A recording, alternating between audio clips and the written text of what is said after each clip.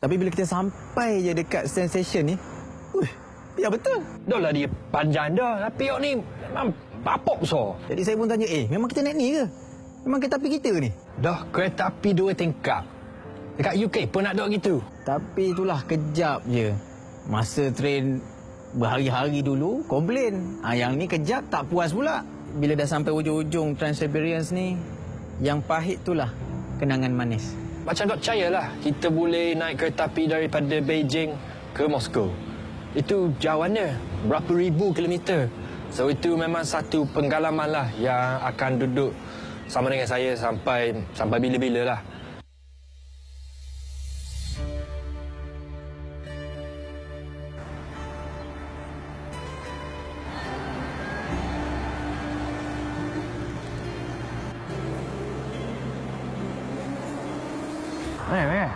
Pening kepala sikit naik kereta api ni biasa lah. Biasalah. Mula-mula tak ada rasa apa dah lama pening pula. Tapi ni dia panggil apa? Kazanska Station. Kazanska. Oh. Train station ni yang paling besar dekat Moskow lah. Tapi dia salah satu dari 9 train station macam ni. Okey, kalau paling besar macam kat Malaysia KL Sentral lah. Macam KL ramai-ramai Sentral besar lah. tu.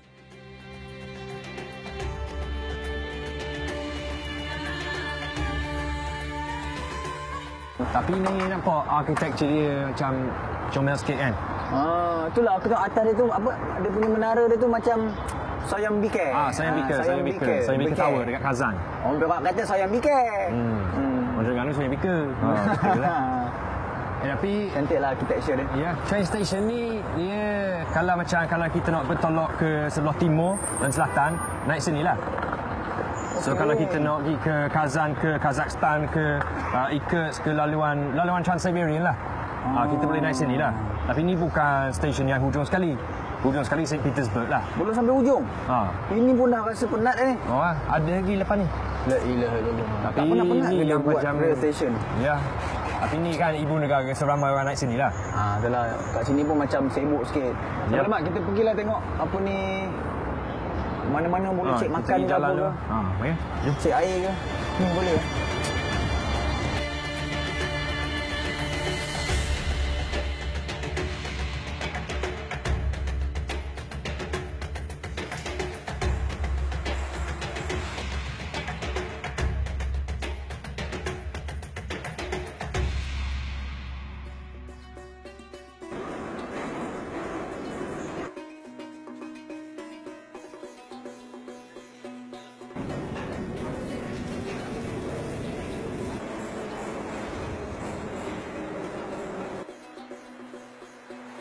Nak pergi mana-mana dekat Moskow ni senang kok sebab dia ada underground metro dia.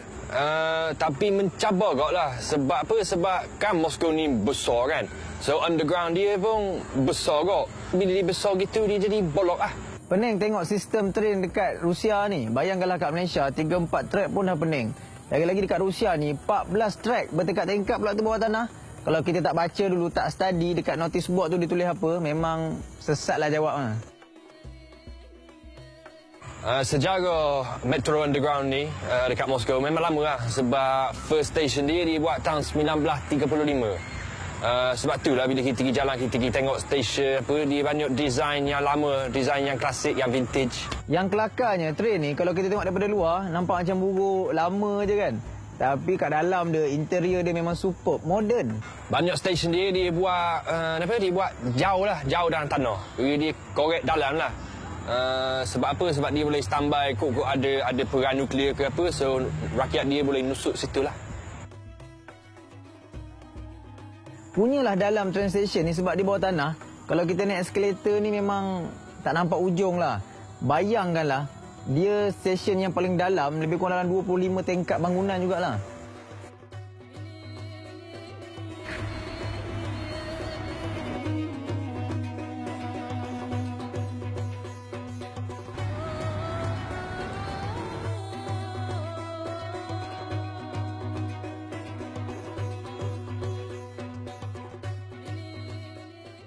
Ini memang tempat orang selalu datang kat sini tu. Kitai Guru. Apa hal pula Kitai? Dia macam ni. Dia macam Orang sebut macam Chinatown lah. Chinatown Oh, lah. Chinatown lah kawasan ni. Tapi tak ada apa pun dengan China. Tapi macam tu lah. Banyak shopping-shopping apa. Yalah, dia pun ni dekat kita kat Rusia bukan kat China kan. Tapi dia punya orang kata design dia orang ramai dia yelah. shopping komplek ni. Cantik kan? Wah, aku nak beli aiskrim tadi kat dalam. Aduh. Ada? Ada jual aiskrim. Tapi kita itu dia apa? Dia orang panggil apa tu?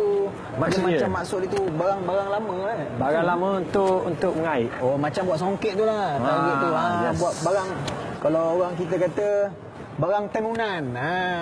Panggil apa? Barang tenunan. Tenungan. Tenunan. Tenunan. Itulah apa kita itu. Memang macam-macam sini. Enjoy jugalah kalau kita datang. Kalau malam ni berlampu ni. Oh. Tengok dia punya mentol-mentol banyak.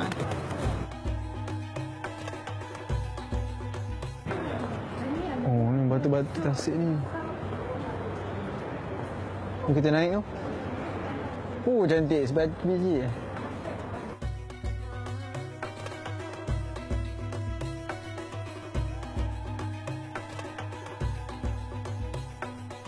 Dekat Taman Kitagorod ni ada Plevna Chapel.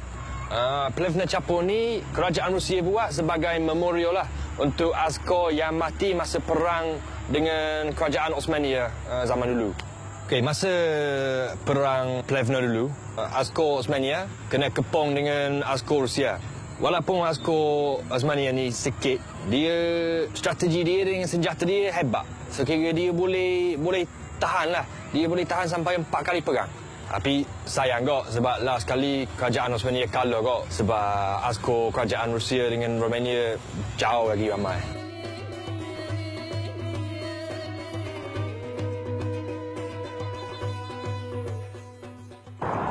Jalan-jalan-jalan.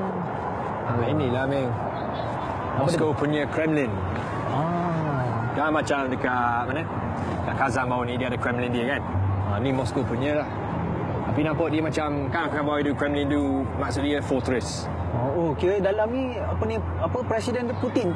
Putin dalam ni semua dia, sini. rumah dia dalam tu, dalam dia ada 4 buah cathedral, Okey. 5 buah istana dengan Kremlin punya tower lah. Ni Kremlin tower lah.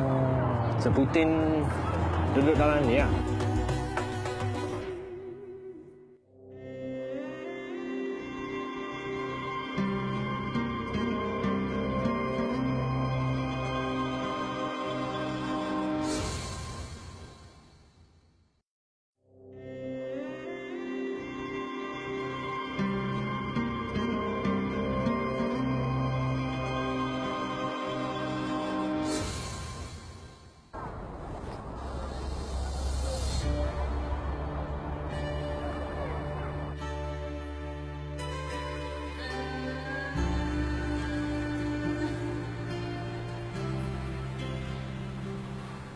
Itulah kalau tengok cerita syuting apa ni movie kat sini kan dibuat kan.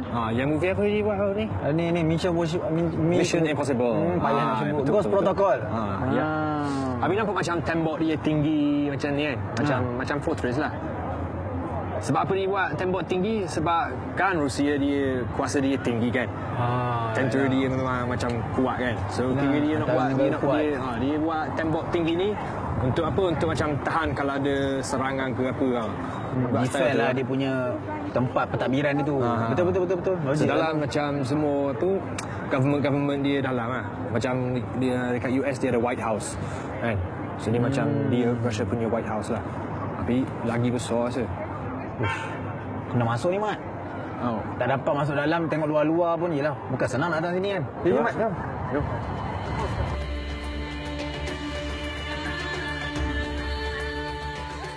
Saya memang tak pernah pergi UK. Tapi memang teringin juga nak tengok askar yang berdiri tegak, keras macam tu. Tapi untunglah saya dapat tengok juga dekat Rusia ni ada juga askar jenis macam tu. Debok kok bila Amir ajak masuk dalam Kremlin tu. Sebab kita tengok dari luar, hujung ke hujung memang jauh lah. Kita jalan kat luar pun kram kaki dah. Kita teringat masa dekat Beijing, masa dekat Forbidden City. Masa dekat Forbidden City dulu, kita orang masuk ikut pintu depan, baru jalan separuh, kita dah keluar dah ikut pintu tepi. Ya Allah, kalau ingat balik memang besar tempat tu. Hari tu badan kita kok rasa dok berapa sedap. Sebab itulah kita macam kita dok masuk ke Kremlin lah.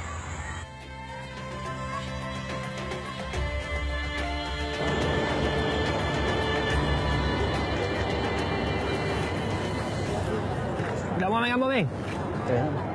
Lawa cantik cathedral ni. Kan? Ini panggil St. Basil Cathedral. St. Basil Cathedral ni nampak macam kubah-kubah dia macam betul api kan. Itu dipanggil flaming fire. Macam flaming fire to the sky yang dia.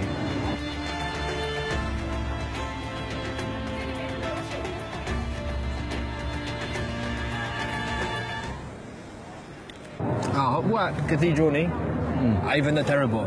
Nama jahat dah. Tahun 1561. So cathedral ni ada 500 tahun dah lebih kurang dah. Lama dah. Di cathedral ni dia the first ever cathedral lah yang design yang bentuk macam ni.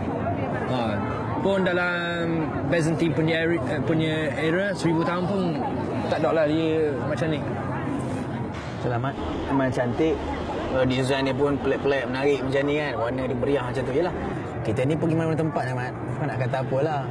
Setiap binaan depan mata kita yang kita tengok ni ada sebab dia, ada makna dia. Yelah, lagi-lagi gereja yang besar, cantik macam ni.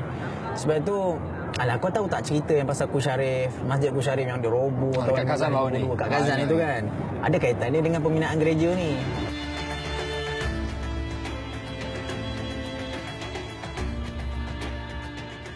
Sebenarnya si pembina ni nama dia Ivan the Terrible. Dia ni lah antara orang ataupun punca yang menjatuhkan kerajaan Islam Tatar waktu tu. Dan apabila kerajaan Islam dekat Tatar jatuh, dia seronok, dia gembira. Yalah, dia dah bunuh jutaan manusia kat situ. Lepas tu dia paksa orang masuk Kristian. Jadi bila benda tu berjaya, akhirnya dia buatlah satu gereja yang gah macam ni, yang cantik macam ni. Sebab itu memanglah cantik. Orang tengok, orang datang tengok gambar ni, pelancong-pelancong datang tengok gambar, seronok kan. Tapi kalau kita tengok kecantikan tu bukan dari segi mata luaran yang kita nampak. Tapi kecantikan tu mesti juga tersirat kebenaran dan kesucian. Itulah kita boleh dapat belajar apa dia kecantikan. Betul. Itulah sikit-sikit lah. Siapa lah orang panggil Ivan the Terrible kan? Memang terrible betul.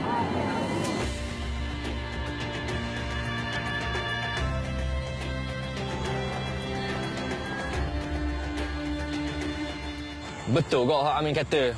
Sebab benda tu memang on the surface cantik, tapi mungkin di sebalik dia tu dia teruk lah. Sebab tu orang kata don't judge a book by its cover. Benda yang kita tengok buruk, tak semestinya buruk. Dan benda yang kita tengok lawa, tak semestinya lawa. Sebab tu kita kena berhati dan study lah. Love aiskrim. Oh ni aiskrim. Memang aku nak beli aiskrim. Oh, ni sedap Beli tak? Ni apa ni? Blueberry. Ini mint coklat, ni vanilla coklat cookies. Aku nak ni. Dua? Dua lah. Tu.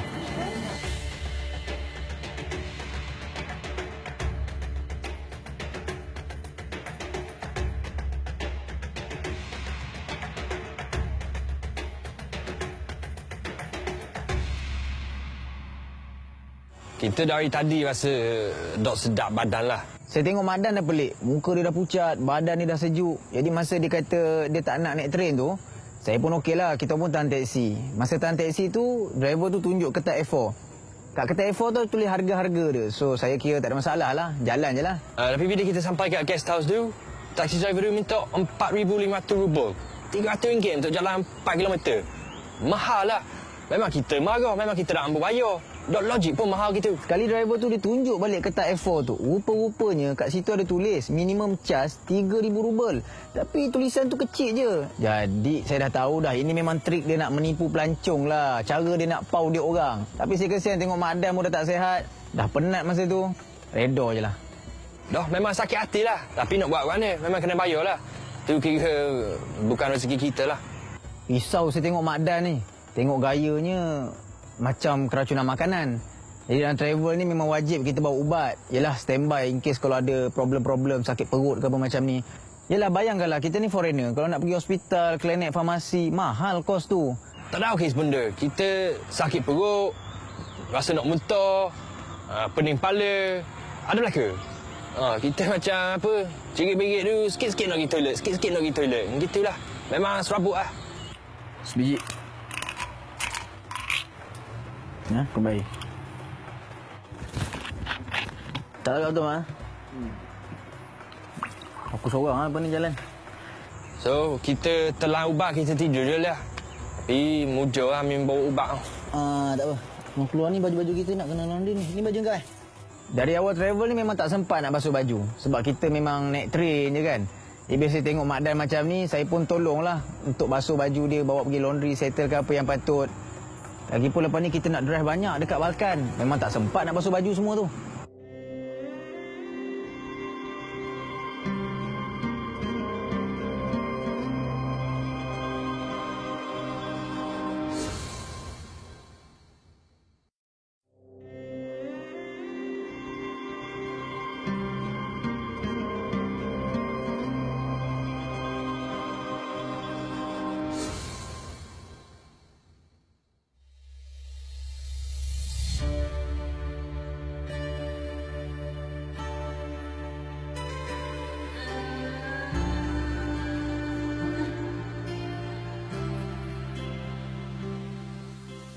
Serik dah kena tipu dengan teksi semalam. Jadi hari ni saya malas lah nak tahan-tahan teksi macam tu je. Saya dapat idea, cerdik sikit. Jadi saya download application untuk request apa ni teksi. So dekat situ ada tulis harga dia, kita nak pergi mana, senang. Jadi kawasan masjid yang saya nak pergi tu pun dekat dengan hostel saya, tak ada masalah. Moscow Cathedral Mosque ni antara masjid yang grand lah. Besar, cantik. Jadi sebelum nak keluar tu, saya 2-3 kali juga fikir nak keluar ke tidak, nak keluar ke tidak. Yelah sebab Mak Dan dah sakit, tak ada partner saya. Semangat tu tak ada. Tapi bila dah sampai dekat masjid tu, memang tak menyesal lah.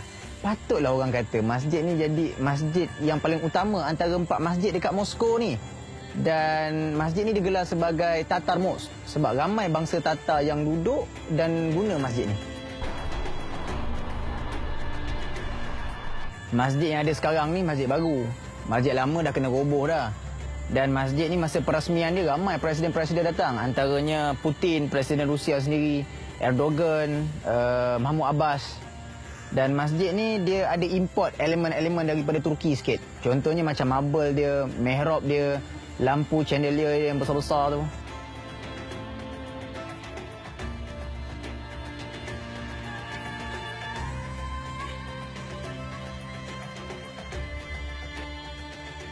Tips dia kalau kita pergi negara yang orang Islam tak ramai, kalau kita jumpa masjid kat area situ, kita ronda-ronda pusing-pusing je. Mesti kita akan jumpa kedai makanan halal, kedai-kedai runcit halal. Sebab kalau tempat yang tak ada masjid ni, payah kita nak cari kedai yang ada halal. So barang-barang diorang kat sini semua pakai tulisan Cyrillic. Jadi payah kita nak detect ni makanan apa kan. So mudahnya kita pakai apps. Kita hala je kamera telefon kita, handset kita tu dekat barang. So dia akan automatic translate. So macam kita beli kicap, tengok kicap ni sama je. So dengan apps ni bila kita dah tala kat situ, so kita tahu ni kicap masin, ni kicap manis. So boleh bezalah pakai apps tu.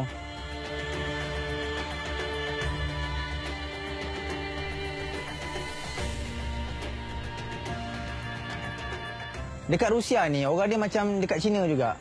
Tak apa nak mesra dengan pelancong asing. Yelah kadang-kadang kita tanya elok-elok, lembut-lembut, dia balas kasar-kasar. Macam nak tak nak je layan kita. Saya tak faham lah. Kadang-kadang yang kita tanya tu pun dekat orang yang kerja dekat sektor pelancongan. Tapi alhamdulillah, bila kita jumpa dengan orang Islam, dia senyum dengan kita, jawab elok-elok, dia layan kita baik-baik. Macam Badan cakap lah, Islam is the true way.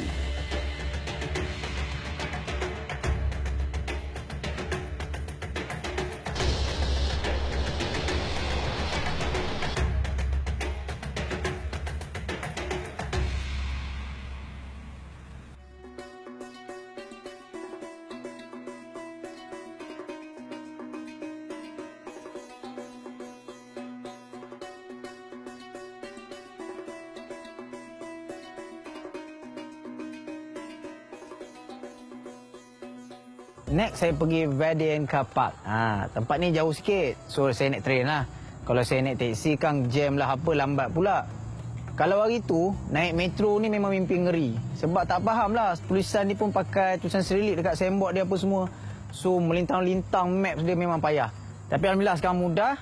Ada application Metro Maps. So kita tekan je kat situ. Kita nak pergi mana, stesen mana, nak tukar kat mana. Mudah.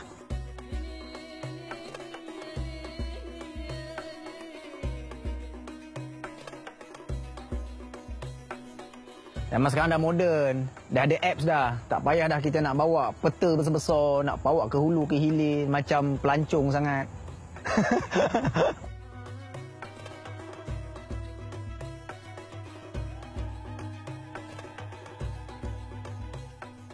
Vertical Park ni kira macam tempat hiburan lah. Kat situ ada muzium, ada pameran-pameran, ada taman bunga, air pancut, memang tempat dia sangat menarik. And then kat sini pun juga tempat rekreasi untuk orang Moskow. Dia relax-relax, berehat. Lagi-lagi sekarang ni memang kenalah musim panas. Tempat ni besar. Jadi kalau kita nak jalan kaki macam tu memang letih lah. Sebab tu lah kat situ ada dia sewakan basikal. So kita boleh naik skuter pusing-pusing kawasan tu. Nak naik rollerblade pun boleh. Dan dekat Vertical Park ni juga, dia banyak banner muzium-muzium, pameran-pameran yang nak menunjukkan kejayaan USSR selama ni. Antaranya macam kejayaan mereka dalam perang, dalam sains, dalam sukan. Kat sini juga, diorang banyak banner pavilion-pavilion Soviet Union. Tapi yang kekal sampai sekarang ni Central Pavilion dan juga Moscow Pavilion. Salah satu monumen yang best juga kat sini, monumen Conquest of Space. Jadi monumen ni dibuat macam nak menunjukkan kejayaan mereka dapat explore, dapat merentasi angkasa lepas waktu tu. Bentuk dia unik. Kira design dia macam roket tengah terbang lah. Yang atas tajam tu kira kepala roket, yang bawah dia tu kira api dengan asap dia tu. Tu yang bawah tu kembang besar macam tu. Dekat tapak monumen ni, dia ada ukiran-ukiran yang dia lukis gambar-gambar orang-orang yang bertukar lumus, yang bekerja keras untuk menyiapkan program angkasa lepas ni. Antaranya macam gambar saintis diorang, engineer diorang, angkasawan diorang.